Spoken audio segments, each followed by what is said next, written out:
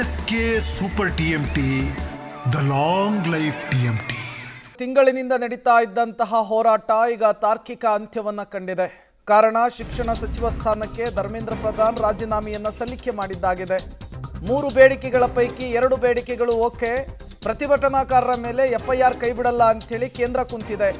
1 ಕೋಟಿ ಪರಿಹಾರ ನೀಡುವಂಥದಕ್ಕೆ ನಮಗೆ ಅಭ್ಯಂತರ ಇಲ್ಲ, ಎಫ್ಐಆರ್ ವಾಪಸ್ ಪಡೆಯೋದಕ್ಕೆ ಸಾಧ್ಯವೇ ಇಲ್ಲ ಅಂಥೇಳಿ ಅಮಿತ್ ಶಾ ಅವರೇ ಸೂಚನೆ ಕೊಟ್ಟಿದ್ದಾರಂತೆ. ಜಂತರ್ ಮಂತರ್ ಹೋರಾಟದಲ್ಲಿ ದೇಶ ವಿರೋಧಿ ಆಕ್ಟಿವ್ ಆಗಿರುವ ಶಂಕೆ ಇದೆ. ಈ ಬಗ್ಗೆ ತನಿಖೆ ಆಗಲೇಬೇಕು, ದೆಹಲಿ ಪೊಲೀಸ್ ಮೂಲವೇ ಮಾಹಿತಿ ಕೊಡ್ತಾ ಇದೆ. ಇಂತಹ ಸಂದರ್ಭದಲ್ಲಿ ಎಫ್ಐಆರ್ ಅನ್ನ ರದ್ದು ಮಾಡಿ ದೇಶ ವಿರೋಧಿ ಚಟುವಟಿಕೆಗಳನ್ನು ದೇಶದಲ್ಲಿ ನೀರೆರೆದು ಪೋಷಿಸೋದಕ್ಕೆ ಸಾಧ್ಯವೇ ಇಲ್ಲ ಅಂಥೇಳಿ ಈಗಾಗಲೇ ಕೇಂದ್ರ ಸರ್ಕಾರ ಸ್ಪಷ್ಟವಾಗಿ ಹೇಳ್ತಾ ಇದೆ. 15 ಜನ ಏನು ಅರೆಸ್ಟ್ ಆಗಿದ್ದಾರೆ, ಅವರುಗಳ ಪೈಕಿ ಎಫ್ಐಆರ್ ದಾಖಲಾಗಿದೆ. ಅದರ ಪೈಕಿ ಬಹುತೇಕರ ಹಿನ್ನೆಲೆ ಕ್ರಿಮಿನಲ್ ಬ್ಯಾಕ್ಗ್ರೌಂಡ್ ಹಿನ್ನೆಲೆ ಹೊಂದಿದೆ ಅನ್ನೋದು ಗೊತ್ತಾಗ್ತಾ ಇದೆ. ಬೇರೆ ಬೇರೆ ದೇಶದಿಂದ ಬಂದು ಪ್ರತಿಭಟನೆಯಲ್ಲಿ ಭಾಗಿಯಾಗಿದ್ದಾರೆ ಅನ್ನೋದು ಗೊತ್ತಾಗ್ತಾ ಇದೆ. ಡೀಟೇಲ್ಸನ್ನು ಕೊಡೋದಕ್ಕೆ ಸುಖೇಶ್ ಸಂಪರ್ಕದಲ್ಲಿ ಜಾಯಿನ್ ಆಗಿದ್ದಾರೆ. ಸುಖೇಶ್, 2 ಬೇಡಿಕೆಗಳು ಓಕೆ, ಬಟ್ 3ನೇ ಬೇಡಿಕೆ ಸ್ವಲ್ಪ ಕನ್ಫ್ಯೂಷನ್ ಆಗಿದೆ, ಟ್ರಿಕ್ಕಿ ಆಗಿದೆ ಅಂಥೇಳಿ. ಯಾಕೆಂದರೆ ಈ ಸಂದರ್ಭದಲ್ಲಿ ಎಫ್ಐಆರ್ ಅನ್ನು ರದ್ದು ಮಾಡಿದ್ದೇ ಆದರೆ ಸರ್ಕಾರವೇ ದೇಶ ವಿರೋಧಿ ಚಟುವಟಿಕೆಗಳಿಗೆ ನೀರೆರೆದು ಪೋಷಿಸಿದಂತಾಗಲ್ವಾ ಅಂಥೇಳಿ.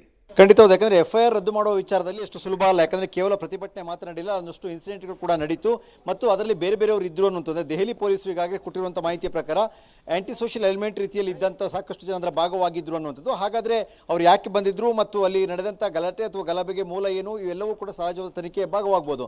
ಆ ಕಾರಣಕ್ಕಾಗಿ ಎಫ್ಐಆರ್ನ ರದ್ದು ಮಾಡುವಂಥ ವಿಚಾರಕ್ಕೆ ಕೇಂದ್ರ ಒಪ್ಪಿಲ್ಲ ಮತ್ತು ಒಪ್ಪಕ್ಕೆ ಸಾಧ್ಯ ಇಲ್ಲ ಅಂತ ಕೂಡ ಸ್ಪಷ್ಟಪಡಿಸಿದೆ.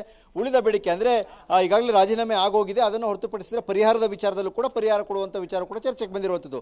ಆದರೆ ಎಫ್ಐಆರ್ ರದ್ದತಿ ಅಂದರೆ ಸಾಮೂಹಿಕವಾಗಿ ಎಲ್ಲರ ವಿರುದ್ಧ ಆದಂಥ ಎಫ್ಐಆರ್ ರದ್ದತಿ ಆದರೆ ಏನು ಆರೋಪ ಕೇಳಿ ಬರ್ತಾ ಇದೆ, ಅಲ್ಲಿ ಇದು ಪೊಲೀಸರಿಗೆ ಈಗ ವರದಿಯ ಪ್ರಕಾರ ಬರ್ತಾ ಇರುವಂಥ ಮಾಹಿತಿ ಏನಿದೆ, ಆ ರೀತಿಯ ವಿರೋಧ ಚಟುವಟಿಕೆ ಮಾಡುವಂಥ ವ್ಯಕ್ತಿಗಳಿದ್ರೆ ಅವ್ರ ವಿರುದ್ಧ ಖಂಡಿತ ಕ್ರಮ ಆಗಲೇಬೇಕಾಗುತ್ತೆ. ಅವರು ಬಂದಂಥ ಉದ್ದೇಶ ಏನು, ಇದರ ಭಾಗ ಯಾಕೆ ಆಗಿದ್ರು, ಅವೆಲ್ಲವೂ ಕೂಡ ಸಹಜವಾಗಿ ತನಿಖೆಯ ಭಾಗವಾಗಿರುತ್ತೆ. ಹಾಗಾಗಿ ಅಲ್ಲಿ ಎಫ್ಐಆರ್ ರದ್ದತಿಗೆ ಮುಂದಾಗಿಲ್ಲ ಅಥವಾ ಅದಕ್ಕೆ ಸಾಧ್ಯ ಇಲ್ಲ ಅನ್ನುವಂಥದ್ದು ಸ್ಪಷ್ಟವಾಗಿ ಸಂದೇಶ ರವಾನಿಸ್ತಂತೆ ಕಾಣಿಸ್ತಾ ಇದೆ. ಪ್ರೇಮ್. ಓಕೆ ಸುಖೇಶ್, ಹಾಗೆ ಸಂಪರ್ಕದಲ್ಲಿರಿ, ಮತ್ತಷ್ಟು ಡೀಟೇಲ್ಸ್ ನಿಮ್ಮಿಂದ ಪಡಿತಾ ಹೋಗ್ತೀನಿ. ಇದೇ ವಿಚಾರಕ್ಕೆ ಸಂಬಂಧಪಟ್ಟಂತೆ ಮತ್ತಷ್ಟು ಅಪ್ಡೇಟ್ಸನ್ನು ನಿಮ್ಮಿಂದ ಪಡಿತಾ ಹೋಗ್ತೀವಿ. ಈಗಾಗಲೇ ಕೇಂದ್ರ ಸರ್ಕಾರ 2 ಬೇಡಿಕೆಗಳಿಗೆ ಒಪ್ಪಿಗೆಯನ್ನು ಸೂಚಿಸಿದೆ.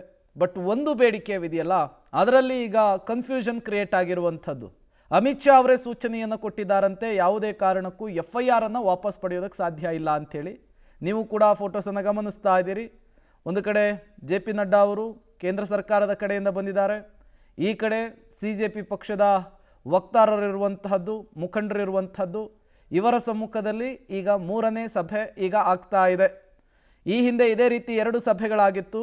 ಈ 2 ಸಭೆಯಲ್ಲೂ ಕೂಡ CJP ಪಕ್ಷ ಧರ್ಮೇಂದ್ರ ಪ್ರಧಾನ್ ಅವರ ರಾಜೀನಾಮೆಗೆ ಬಿಗಿಪಟ್ಟನ್ನು ಹಿಡಿಯಲಾಗಿತ್ತು.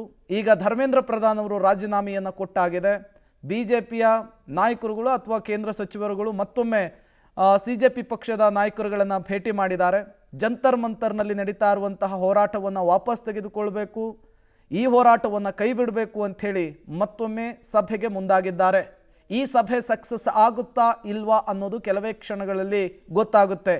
ಕಾರಣ ಏನು ಅಂದರೆ, ಈಗೇನು ದಾಖಲಾಗಿದ್ದಾವೆ 15 ಎಫ್ಐಆರ್ಗಳು, ಆ ಎಫ್ಐಆರ್ಗಳನ್ನು ಯಾವುದೇ ಕಾರಣಕ್ಕೂ ವಾಪಸ್ ಪಡೆಯೋದಕ್ಕೆ ಸರ್ಕಾರ ರೆಡಿ ಇಲ್ಲ. ಗೃಹ ಸಚಿವರು ನೋ ಚಾನ್ಸ್ ಅಂತ ಹೇಳಿದಾರಂತೆ. ಹಾಗಾಗಿ ನಿಮ್ಮ 2 ಬೇಡಿಕೆಗಳನ್ನು ಈಡೇರಿಸಿದ್ದೇವೆ, ನೀವು ಹೋರಾಟವನ್ನು ಕೈ ಬಿಡಿ ಅಂತ ಹೇಳ್ತಾ ಇದ್ದಾರೆ. ಬಟ್ ಇದಕ್ಕೆ CJP ಏನು ಮಾಡುತ್ತೆ ಅನ್ನೋದನ್ನು ಕಾದು ನೋಡಬೇಕಿದೆ. ಕುಂಭಕರ್ಣ ನಿದ್ರೆಯಿಂದ ಎದ್ದಿದೆ.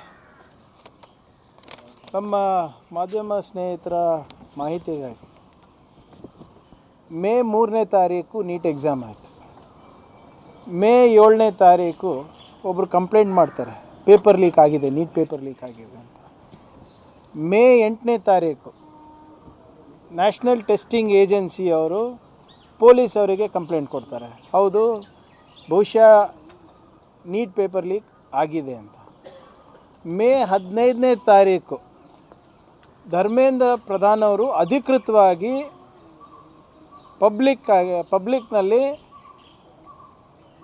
ಪೇಪರ್ ಲೀಕ್ ಆಗಿದೆ ಅಂತ ಒಪ್ಕೋತಾರೆ. ಜೂನ್ 21ಕ್ಕೆ ಎಕ್ಸಾಮ್ ಆಗುತ್ತೆ.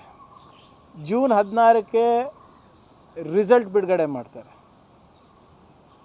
ಇದರ ಮಧ್ಯದಲ್ಲಿ ಜುಲೈ 16ಕ್ಕೆ ರಿಸಲ್ಟ್ ಬಿಡುಗಡೆ ಮಾಡ್ತಾರೆ. ಮೇಯಿಂದ ಜುಲೈ 16 ತನಕ ಲಕ್ಷಾಂತರ ಜನ ಯಾರು ಡಾಕ್ಟರ್ ಆಗಬೇಕಂತ ಇದ್ರು, ಮೆಡಿಸನ್ ಓದಬೇಕಂತ ಇದ್ರು, ಬಿಟ್ಟು ಇಂಜಿನಿಯರಿಂಗು BSc MSc ಸೇರ್ಕೋತಾರೆ. ಸುಮಾರು 20 ಜನ ವಿದ್ಯಾರ್ಥಿಗಳು ಆತ್ಮಹತ್ಯೆ ಮಾಡ್ಕೋತಾರೆ. ಹಲವಾರು ಜನ 25 ದಿನ ಹಂಗರ್ ಸ್ಟ್ರೈಕ್ ಮೇಲೆ ಕೂತ್ಕೋತಾರೆ, ಉಪವಾಸ ಸತ್ಯಾಗ್ರಹ ಅನ್ನೋದು ಕೂತ್ಕೋತಾರೆ. ಲಕ್ಷಾಂತರ ಜನ ಬೀದಿಗೆ ಇಳಿದು ಹೋರಾಟ ಮಾಡ್ತಾರೆ. ಲಕ್ಷಾಂತರ ಜನ ಜಂತರ್ ಮಂತರ್ನಲ್ಲಿ ಸೇರ್ತಾರೆ. ಈ ಮಧ್ಯದಲ್ಲಿ ಇದೇ BJP